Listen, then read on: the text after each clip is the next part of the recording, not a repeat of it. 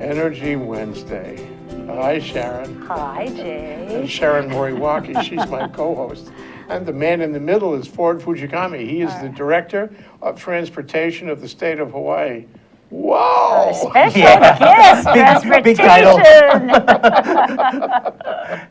Thank you for coming on the show. No, I Ford. appreciate you inviting me to be here, and Sharon invited me as well. Yeah, great that you're here. You know, this we've been watching energy, Sharon longer than me, I think. You know, over the past, well, collectively since the early 2000s, I guess, especially clean energy, and there's so much that has happened. I mean, it makes your head spin. It gives you an Excedrin number 9. And, you know, and as time goes by, it doesn't get easier. It doesn't get simpler. It gets more demanding, more complicated, more controversial, if you will. And we're now, we have a million issues, a million controversies. When are we going to be done with this? So, you know, if you ask me whether we've made a lot of historic progress, I said, well, maybe on some issues, but not on other issues. One of the most difficult issues of all is transportation. The day that I arrived here, which was October 1st, 1965, a taxi cab picked me up at the airport after they gave me tons of free pineapple juice and a lei with girls in grass skirts. That was my arrival. And I had to walk down a stairway from the plane, right? You know, I think it was a jet, but I'm not sure. And the taxi cab was a Cadillac taxi cab. Now, I'm from New York. I used to drive a taxi cab. We didn't have Cadillacs. I said, this place is different about cars. People love their cars. They love those big gas guzzling, hungry monster cars. And even now, you know, a couple that makes only a modest amount of joint income will spend $70,000 for a fancy truck. It's like their house, almost like that. And so, you know, we have a cultural barrier to getting out of those cars with all that fossil fuel. And that's the problem. And, you know, it's a challenge, because the challenge today is that, you know, kids, whether they're your kids or your grandkids, a lot of them are in activities such as soccer, softball, baseball. So besides having a car that drives you around, you need a car that can pick up other kids, because carpooling is so important, and all the equipment that comes along with that sport. And again, if you have a child, or you have more than one child, and you have multiple fields that you have to go to, you know, you're dropping one off and then you're going someplace else and dropping the other. So having a larger vehicle does play an important role in the families that we have today.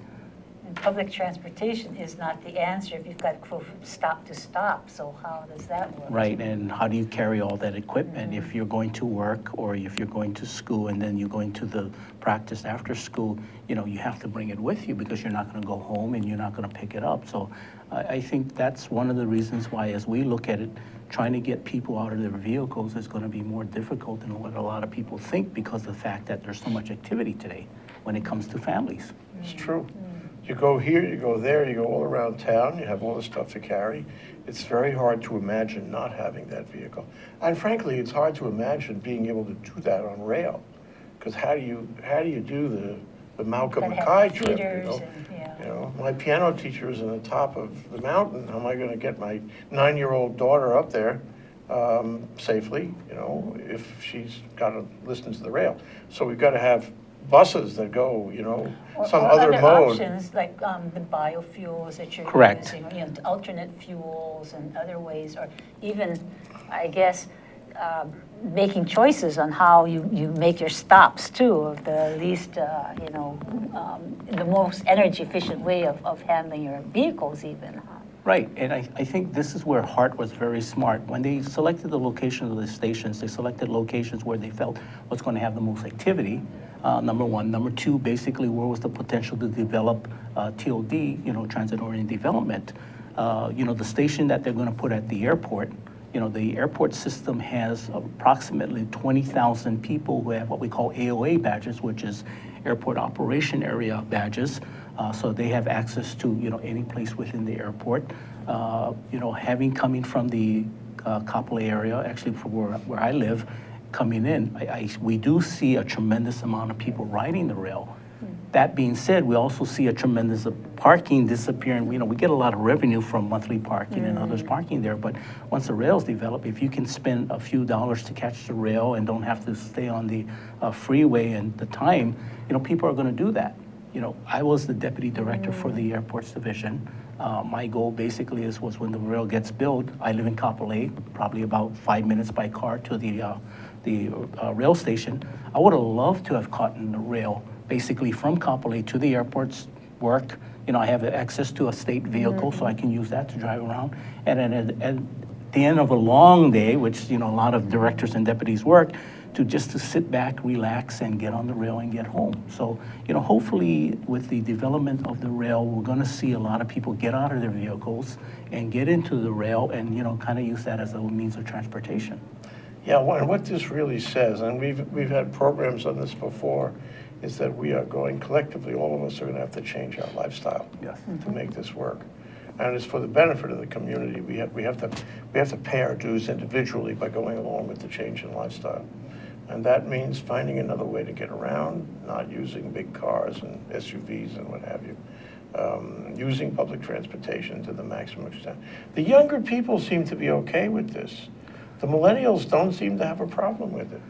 The younger people, I think as time went on, and if you take a look at gas prices, gas prices, I grew up in the 70s, and I remember the days where you had odd and even in terms of going to the gas pump and being able to get gas. I seen it when people used to buy those large vehicles, trucks, SUVs, and then went to the compact cars because they wanted to reduce gas consumption and things. So there seems to be a up and down as time goes on in terms of what type of vehicle you buy, and it seems like it's all driven by fuel cost. If the fuel cost is cheap, like right now, I think they just did a news article on how people are starting to buy bigger vehicles again because the gas prices are low. And again, when the gas prices were high, people were going into the electric vehicles, which we push very well, and again, alternative hybrids. And those are the directions that we have to head on in terms of the future. Well, and I guess it's like the classic is where the gas price goes down, now everybody goes back to the SUV again. Yes.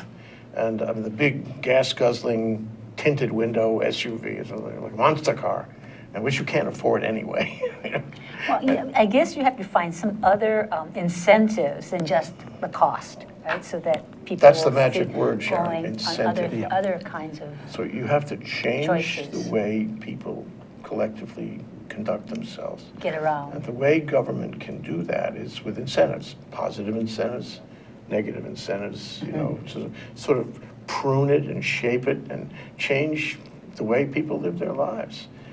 This is not easy, and in Hawaii, it's harder yet, I think, because people have expectations ever since that Cadillac that I got into in October 1st, 1965. I tell you, people are so in love with their cars. Yes. They can live in their car. They do live in their cars, So the question I would put to you is, what kind of incentives would work?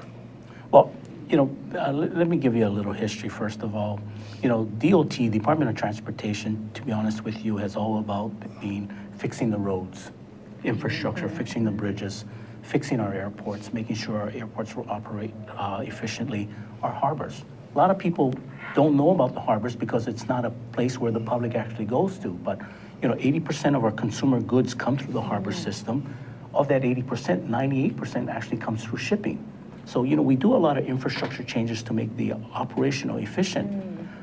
We, meaning the DOT, really hasn't paid attention to how do we do sustainable transportation, how do we do reduce fossil fuels. And to be honest with you, the only way I learned about it is because I met somebody like Sharon, who's very persistent, She who has that follows effect on me. Yeah, she follows me around the Capitol, when I'm trying to lobby for things and saying, Ford, you have to do this. But you know what? She projects a positive message, one that I want to listen to. What we want to do is we're an island state. We want to save the environment for our kids, our grandkids, and I think it's very important that we do that. And so how do we do that? I'm going to be honest with you, I don't know. And that's why I lean to people like Sharon, Blue Planet, Ulupono, basically EPA. We've created what we call the Sustainable Transportation Committee, which was just established when Governor Ige was elected, and he brought me on board. So it was just started in 2015. And what we're doing is that we're asking the subject matter experts, how can DOT better, provide for getting people out of their cars, reducing fossil fuel usage? And based on some of the things that have been expressed to us in the 3 meetings that we had to date and the multiple meetings that I have with these industries, we've come up with some basic plans. And, that's what I need to implement and kind of move forward. So what kind of incentives or disincentives have you been talking about? Well, I think the first thing that we kind of take a look at is that, okay, how do you promote electric vehicles? You promote electric vehicles by saying that if you have the electric vehicle and you have the electric vehicle license plate, they offer you free parking, which we do at the airport system. You offer these charging stations, which, people don't have.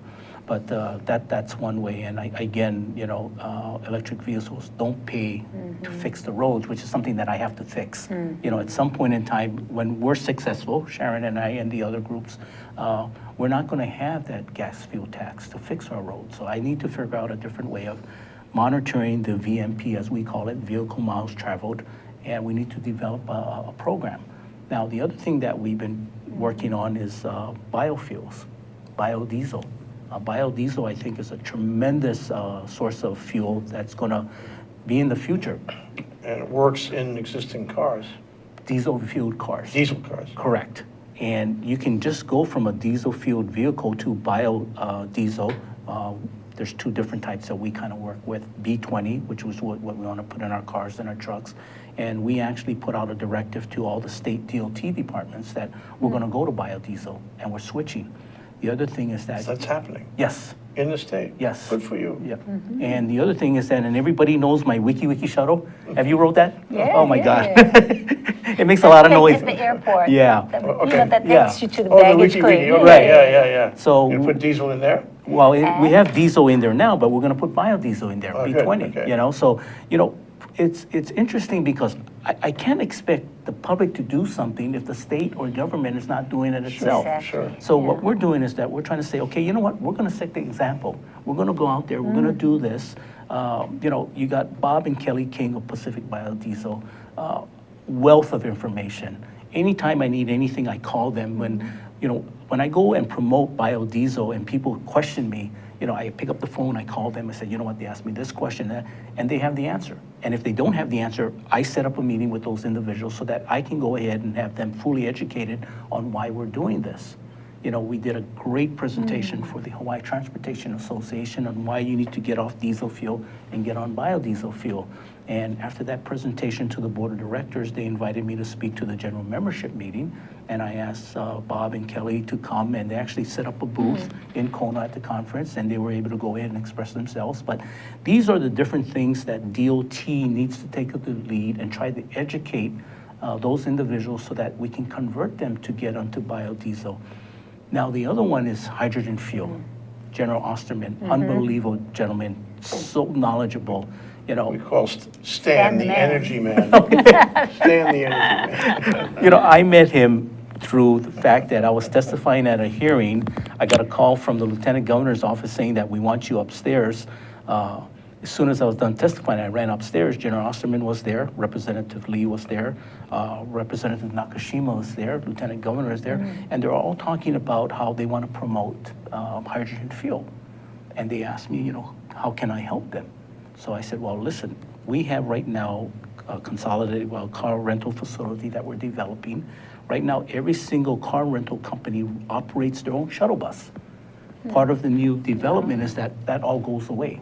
I want just one common shuttle bus. What a great idea. Yeah, so we're going to do I that. love that idea. Efficient. So efficient, You get yeah. those fossil fuel vehicles off the road, but more importantly, I told General Osterman, you and I should partner up, and we should make these vehicles so they run on hydrogen fuel.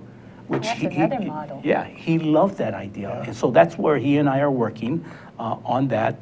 But more importantly, I think that the thing that we want to do is that we want to put a hydrogen fuel station at the airport, so it's very easy to fuel. And again, if the public wants to use it, they can use it because it's just be off airport property, but very close to it.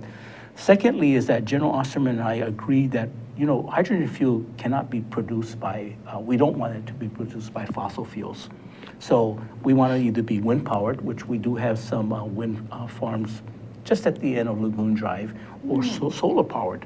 And I think if we do that, then it accomplishes a lot of things that we want to do when it comes to Reduce the hydrogen fuel. cost. Absolutely. And Stan, the energy man, Yes. at 12 to 1 o'clock every Friday here on ThinkTech. yeah? He has- Where he has a talks program now? about hydrogen and all kinds of, applications. We're going to take a short break. This is Ford Fuchigami. He's the director of the Department of Transportation of the state of Hawaii. Big job. A good guy. And here we are in Hawaii, the state of clean energy. We're talking about towards sustainable transportation. We'll be right back. Hi, I'm Ethan Allen. I host Likeable Science on ThinkTech Hawaii, and I do this because I care about science literacy in Hawaii. I want to spread the understanding that science is a vital and interesting part of everyone's life. I want to make sure the broadest possible spectrum of people understand the beauty and the value of science and realize that science plays out each and every day of their lives. I want you to understand that science is fun. So we bring onto this show each week guests who are scientists, from astronomers to zoologists, and we talk about what they do and how they do it. But most importantly, we talk about why you should care about their work, why you should see that their work has value and impact on your life. So I hope you'll join us Fridays, 1 p.m. here on ThinkTech Hawaii. You can watch us via live stream. You can watch us recorded on Olelo, and you can see us each week. We hope you'll join us.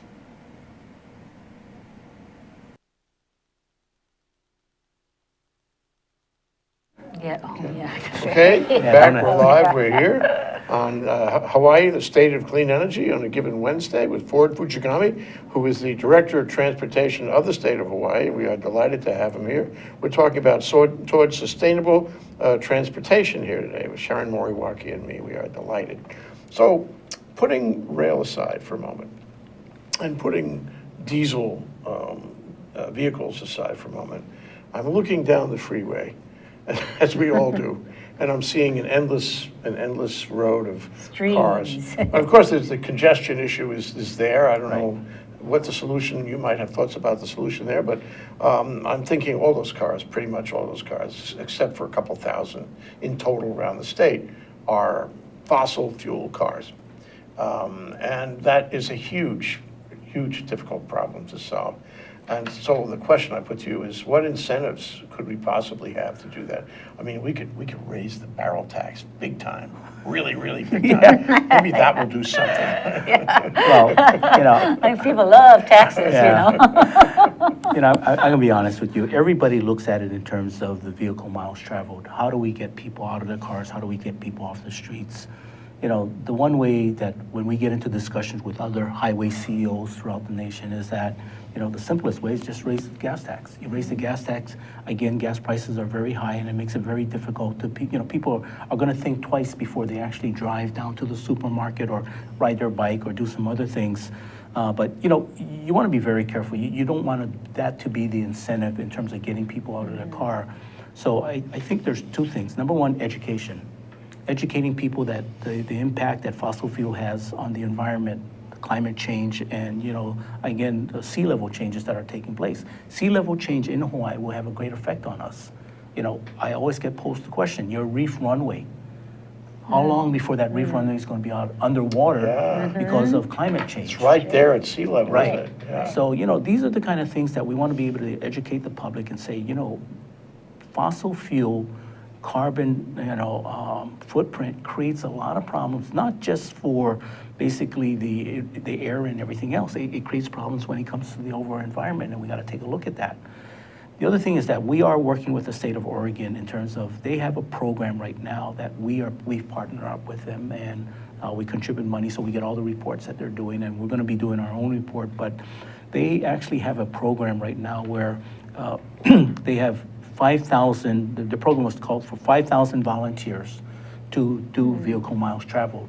A penny and a half, they would go ahead and pay that tax for every mile they traveled. And Unfortunately, right now, they only have about 750 volunteers, but the program has been moving on very nicely. And knowing that you have to pay a penny and a half for every single mile you drive, people are actually People are thinking more about the part- number of miles yeah. they're traveling. When your tax, which a lot of people don't realize, the tax, gas tax is somewhere around 17 cents that's included. People don't know that.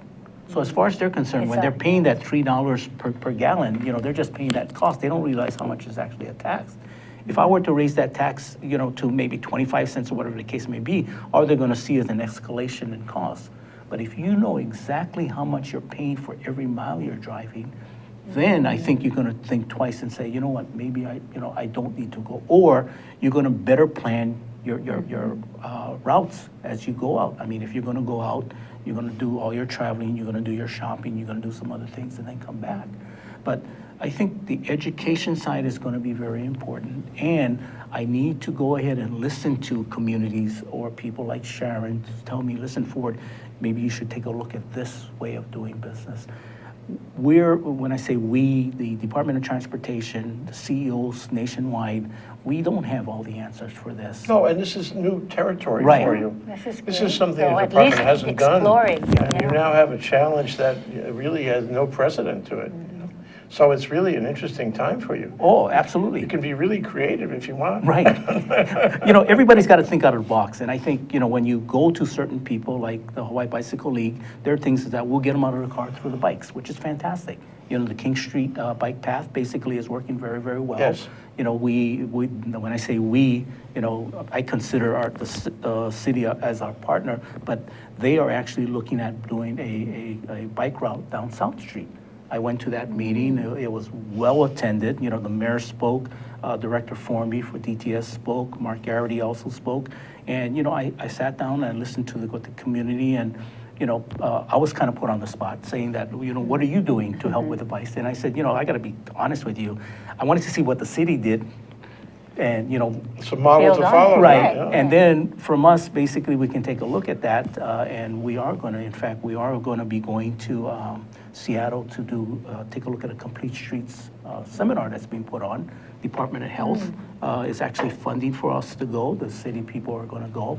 We're going to go out there. So we need to get out there and we need to take a look at what other communities are doing. And based on that way we don't have to reinvent the wheel. Yeah. And we're Learn going to from others. Yeah, we'll Yeah. think out of the box, but we'll come up with some Well, recommendations. so what is complete? I mean, I imagine Complete Streets is mostly about bicycles. No, it's about sidewalks also. Sidewalks, Yeah, okay. you want to be able to have people to be able to walk to certain areas. If you don't have sidewalks, they can't do so. Yeah. There's certain communities around here, especially when you go to North Shore, you go out towards Nanakuli, Makahawaii, that area, where if you drive along Farrington Highway, there are no sidewalks. sidewalks. Yeah, and it's difficult. Ko'oku High School, right outside of there's a bus stop, and it floods all the time because, again, there's no sidewalks.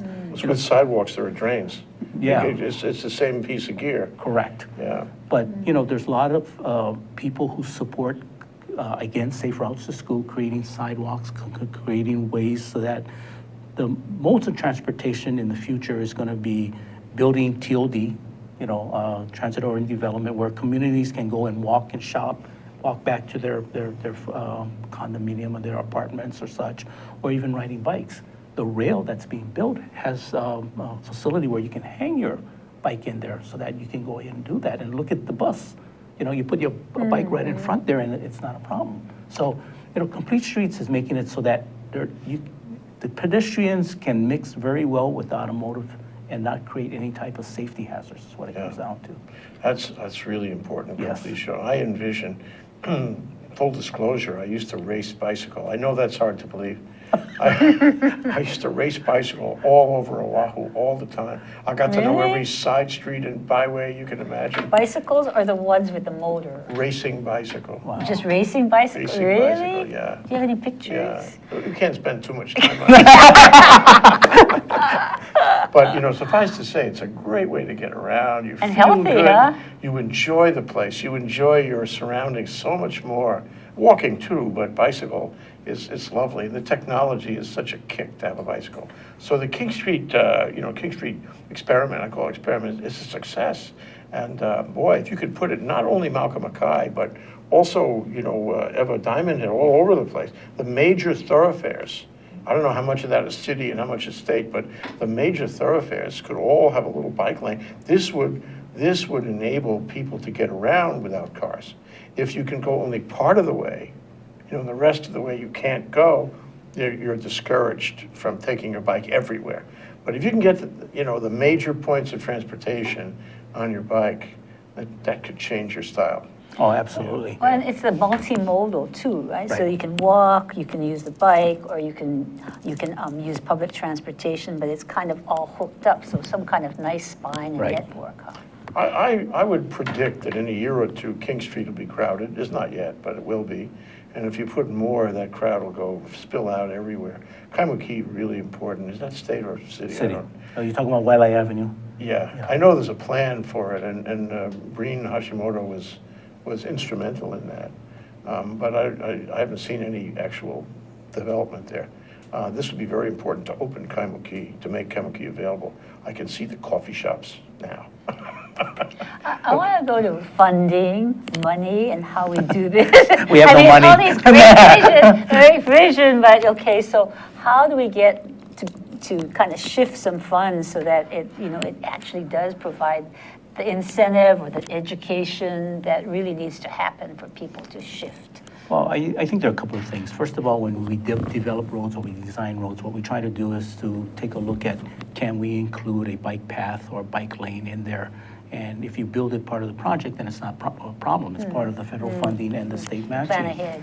But if you have an existing road and you want to go ahead and add a bike lane or a bike path, then it becomes a little bit more difficult because now you got to find the land adjacent to where the road is. Secondly, you have to find the funding. And one of the interesting parts of the state of Hawaii, we have what we call transportation alternative planning, TAP money. What is PAT? TAP. TAP. Yeah, Oh, transportation alternative. Alternative. yeah, yeah. Alternative. And unfortunately, to get that money, you have to have a TAP program set up. State DOT didn't have one set up. AMPO, which is the Oahu Metropolitan Planning Organization, didn't have one set up either. So one of the things that happened was that when they came to me and they told me, how come you don't have a TAP? You know what, I don't know. It's a good question. But when I spoke to people like Asia Yearly with EPA, and I don't know if the previous state coordinator, sustainable transportation. God, I can't recall her name. EPA? No, Asia was the EPA. God, I know who you're talking about. She left. yeah. She's in Arizona now, Yeah, Colorado. yeah, Colorado. Yeah. So- She was very good. Yeah, well, they kind of educated me on the ways we could do it. So what we did is that we actually created a TAP program with AMPO. And we got it approved, it's moving forward. Now what we're going to do is, as far as the state, we're just going to follow the template that AMPO put together, make some minor changes, and create a TAP program on the state side. So now you have two different venues wow, to two create pots of funding. money. Now, the TAP program basically is all for different type of alternative transportations. That's what it comes down to. So you're talking about sidewalks, you're talking about bike paths and these different things.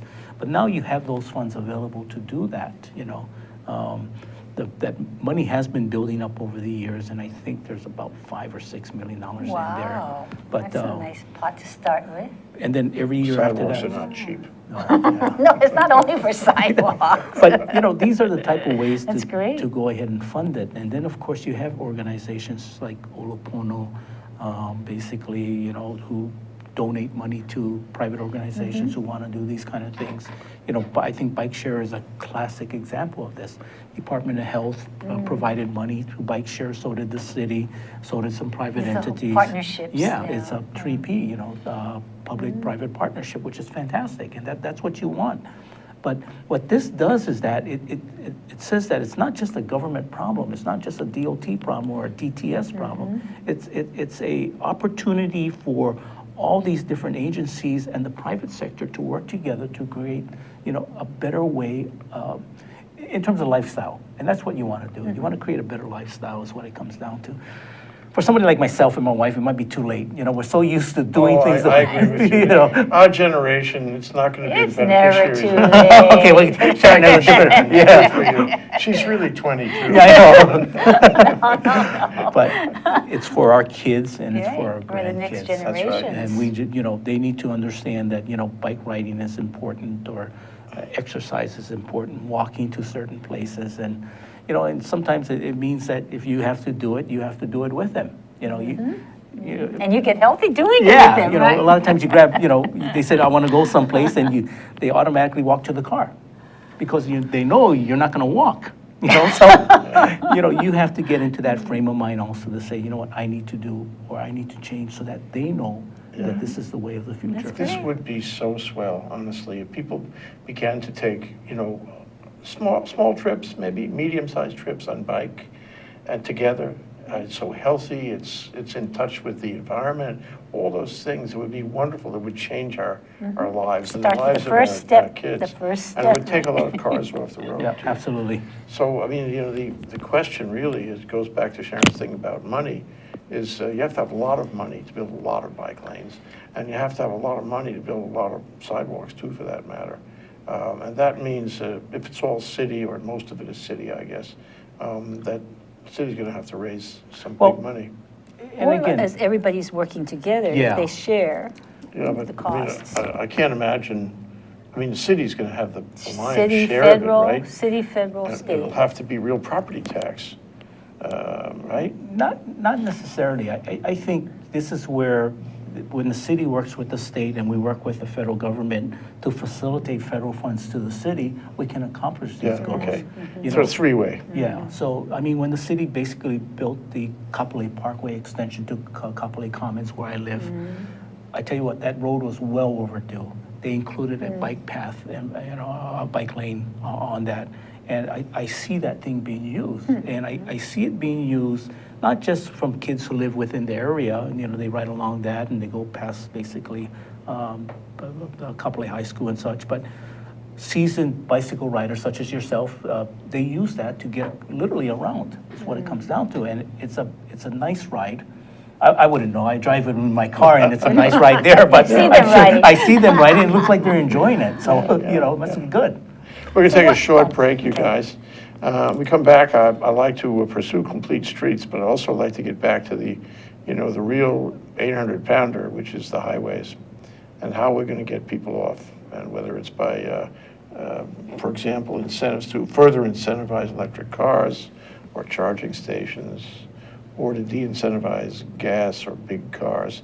And I'd like to ask you when we come back about the notion of ramping up on things. Because even if a given incentive or disincentive is very hard now, politically or economically or public acceptance, if you do it over 5 years or more, it's a lot easier because everybody has fair notice, Right. including the car dealers, Anyway, that's Ford Fuchigami, the Director of Transportation of the state of Hawaii, a man who finds himself in a transition that no director prior to him has ever experienced.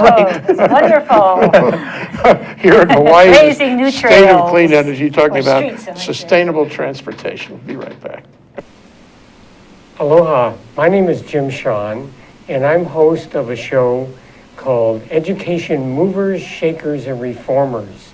Each week, live streaming at noon on ThinkTech Hawaii, we interview people who have special insights into education, from early education through K-12, all the way through higher education and beyond. Both public and private are areas we're interested in.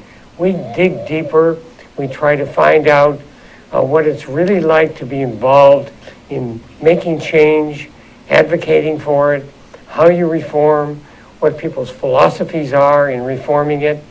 As I said, we're live streaming every Wednesday at noon on ThinkTech Hawaii. And later on, you can find these interviews on YouTube and on the Hawaii Educational Policy Center website. We hope you join us as many times as possible. Aloha.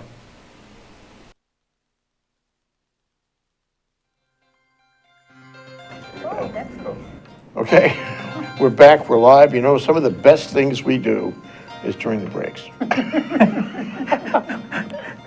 Maybe we should stop taking breaks. Yeah. Good dialogue takes place during the breaks. That's where it all comes together. Let me see if we can kind of recapture on the breaks, okay?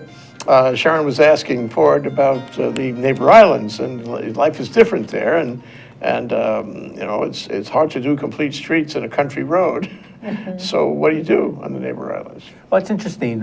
Recently, because of the population increase, say in Kahului, Maui just got their own MPO, Metropolitan Planning Organization. So, federal funds will be going to that particular area, and those can be actually, the city has decided to run the MPO up there. Here in Hawaii, basically, the state does it. We facilitate all the funding. Well, here on Oahu, we facilitate all the funding. We kind of manage all of that. In Maui, the county's going to be doing that. And, the town of Wailuku, which is pretty interesting, that's the heartbeat of basically Kahului and Maui. That's where most of the businesses are located. You have the city, county building, you have the mayor's office there. But again, very limited streets when it comes to sidewalks and bike paths and things. So it's interesting because the gentleman, I don't know if you know Jonathan Starr. Basically, he's on the Water Commission, and Jonathan has been very, very active. Somebody very similar to like what Sharon is in terms of pushing complete streets. He wants to see sidewalks in Wailuku. He wants to see bike paths in Wailuku. He wants to see more activity. I mean, there's a lot of activity now, but he wants to get those cars out of Wailuku. And he wants to put bikes there. He wants people walking around more frequently. And it's a fantastic idea. And that's the reason why, whenever Jonathan comes to Oahu, he kind of sits down with me to see, what more can we do to push the MPO moving forward in Maui? And we try to help him with that. That's great, Ford. Yeah. So, these are the things I think what we want to be able to do is that, Governor has made it a real point that when we go out to the community, we got to make sure that we go out to the community when it comes to the neighbor islands. Ed Sniffen, who is the deputy director for the Highways Division, and I travel to the neighbor islands frequently. I mean, when I say frequently, and the other thing that we do, which we haven't been done in the past, we attend council meetings so that we can participate. And when people want to comment on things, we work with the transportation chairs of the counties as well. But we need to hear from them what the actual problems. We have our own staff there.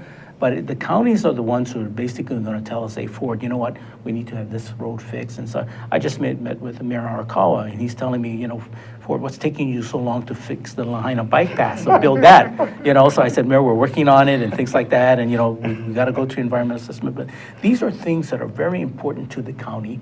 And because it's very important to the county, it's very important to us. That's So, great. yeah, we're trying to facilitate that. I have people who are advocates. You go to Kauai, it's, Councilmember Yukimura. Boy, She's really a really- dynamo. oh, let me tell you, She's a once I real get, advocate. talking to her, you can't get away. But you know what? What she says, she's right.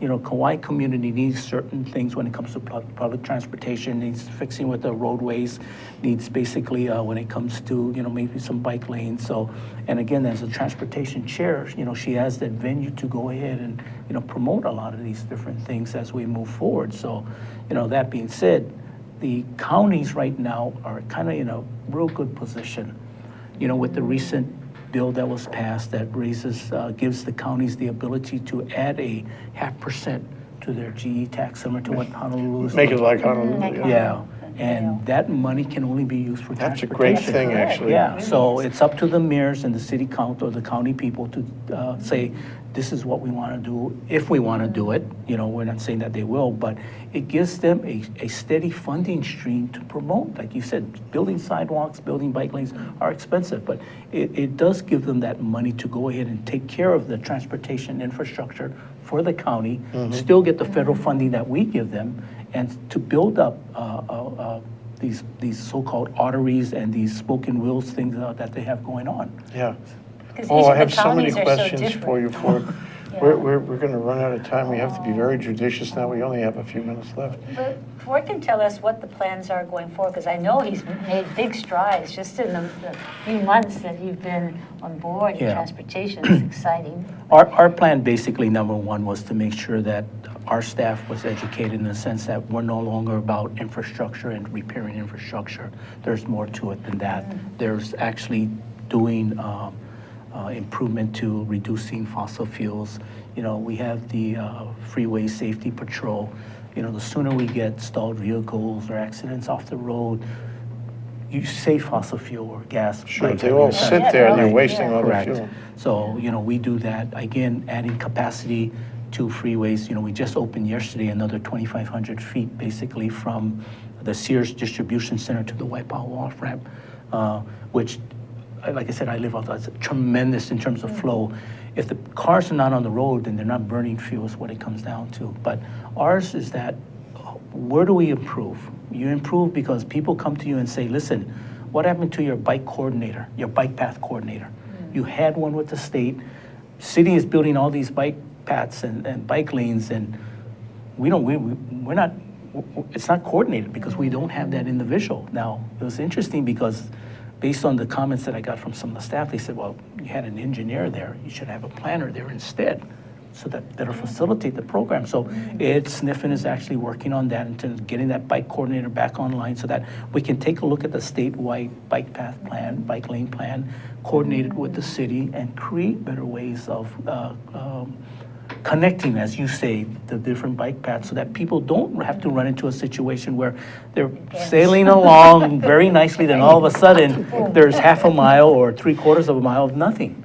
So we need to get better at that, and that's basically what we're going to do. And the other plan is, again, is to take a look at facilities. Facilities play a very important role. We need to reduce the energy consumption, and we're doing that. You know, we were the first to actually do a ESPC at Honolulu International Airport. It's going to reduce our kilowatt usage by 49%. In the 18 years, it's going to save us $586 million. We actually changed to LED lights, 74,500 light fixtures. Wow. Huge So all savings. the airports are changed out? Correct. Wow. And the other thing is that just yesterday when we met with the Airlines Committee of Hawaii, I proposed to them that we put what we call PC units, which are preconditioned air units. Instead of them pulling up to the gate and leaving their engines running so that the air conditioner can continue to run, I want to put these preconditioned air units, which we have in certain areas at the airport, but I want to do it at all gates, both in Honolulu and Kahului to start off with. And of course, ground plug-ins. And Well, so what is the preconditioning? What does it do? Yeah, what oh, is it's air conditioning. What it does, it's like your air conditioning unit. You know, I think if you fly inter-island, if you go to, you know, Hawaiian Airlines, you see this yellow, huge tubing that runs from the loading bridge into the airport. So what it does is it brings conditioned air, you know, like an air conditioner, into the jet so that you don't have to keep the engine running, so that it's like your car. To keep your air conditioner running, you got to leave the engine running. Right. So here they can shut their engine Down. down because you'll give them the cool air. Cool air. Correct. Oh, that's See? great. Yeah, and again, that cool air or that unit is going to be running on PV panels. You know, it strikes me, Ford, that this is going to be the legacy of your administration. Of Governor Ige's administration. Okay. He is the one. The two of you doing transportation Well, together. at the Women in Renewable Energy, I don't know how it yeah, happened. that Yeah, was he it, told me, well, Ford's Yeah. going to be the gonna do sustainable it. transportation guy. You know, That's and great. Governor and I talked about it. He said, you know, there's a lot of good ideas that are coming out of this meeting. Let's push forward with it. And you you know what? are. Yeah, It's wonderful. You can't accomplish anything without the support from the top. And I think any That's corporation true. knows that. That's true. Governor basically is, you know, he's about energy, he's about sustainability. He signed the bill that basically says that we're going to be at renewable energy by 2045. So he's going to expect me, since 65% of it is That's us. right, it's on your shoulders. Right, to go ahead and push this, and that's what we do. We push this every single day, but knowing that everybody knows that the governor is behind it 100% makes a huge difference. Okay, I have to tell you about my dream. Oh, okay. My dream is a vessel, about that big, that's very big, okay, and it runs on biofuel. It doesn't run on diesel, okay, and it goes between the islands. And, you know, in Bulgarian, the word for it is ferry. It's a ferry.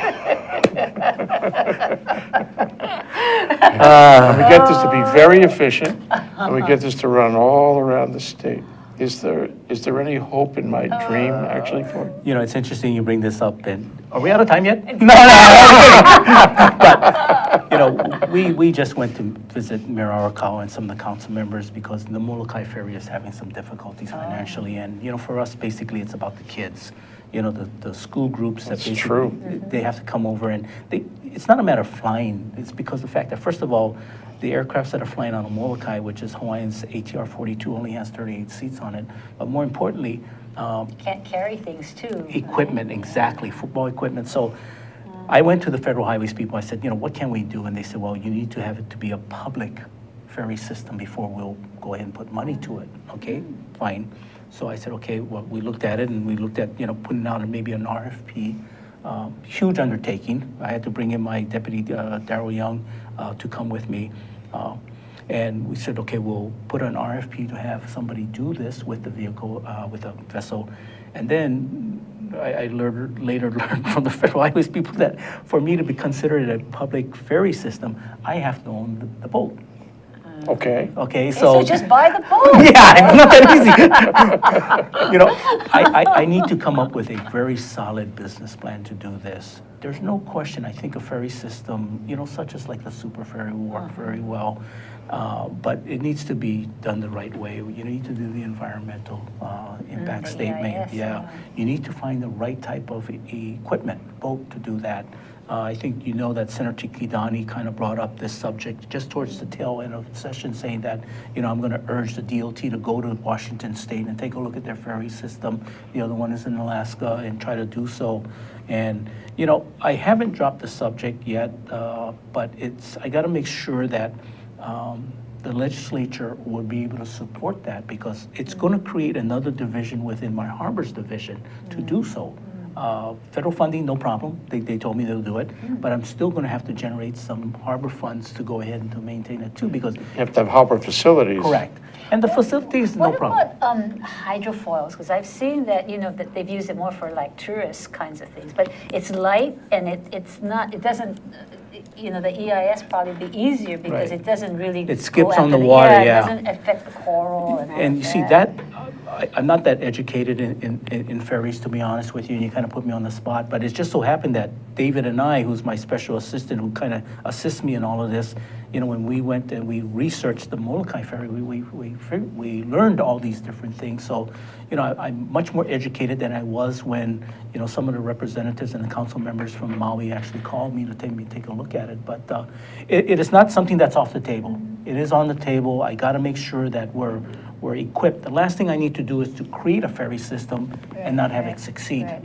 Yeah. So again, maybe I create one island, maybe the Molokai run, or, Lanai's ferry works very, very Then well. expand it from there. Yeah, and then go from there. Well, I can only say this, as you said before, you got to have support from the top. Correct. But in the case of the ferry, in my travels, in my discussions here at this table and otherwise, you have enormous support from the bottom.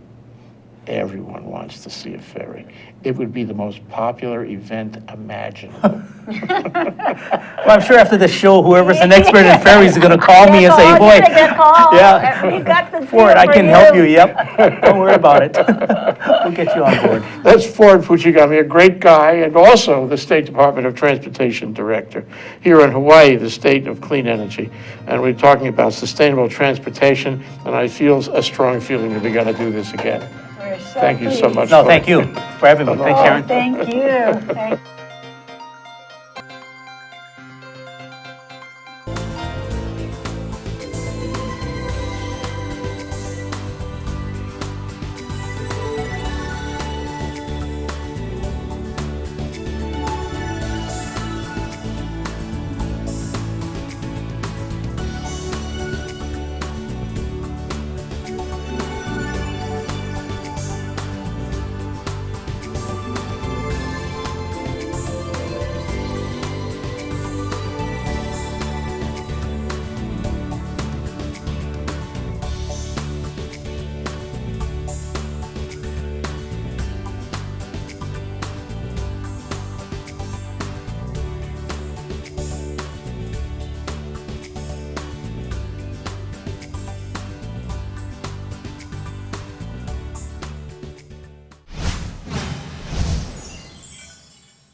Okay, this is ThinkTech.